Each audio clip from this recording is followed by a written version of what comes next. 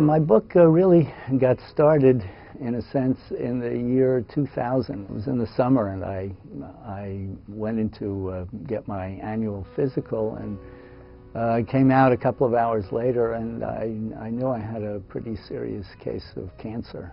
Basically, they said to me I could probably live for a couple of more years without any debilitating symptoms, and after that, the outlook was pretty grim. I guess I felt the way you know, most people would feel under such circumstances. I was certainly, shocked and upset. But along with that, I had this odd feeling. I guess the only way really to describe it, the way I describe it in the book, is kind of in the sense that suddenly the music had stopped.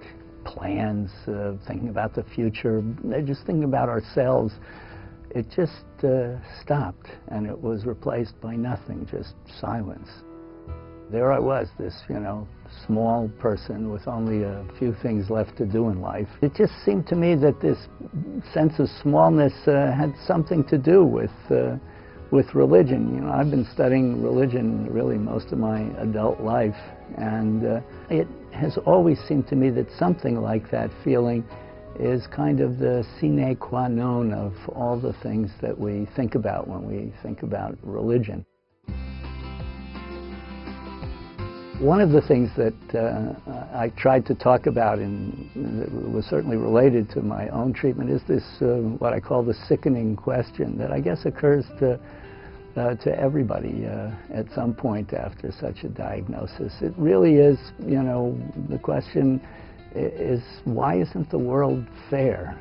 Here I am, I wasn't all that young, but I wasn't all that old either. At least for me, it wasn't a question so much about myself, but about the kind of great divine order. And so the sickening question really led me into the subject of our belief that, God or the gods or whatever organizes our world are somehow fair. On the face of it, that belief seems to be absurd. There are all sorts of unfairnesses that pop up in front of us every day.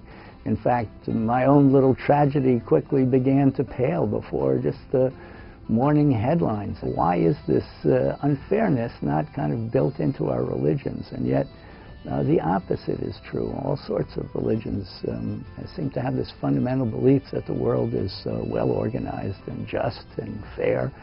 And so I tried to investigate why that was by the best things that we know now from neuroscientists about the way our brains are built and what that might have to do with the origin of religion. I hope that all sorts of people will be interested in the discussion about religion and in religion's origins.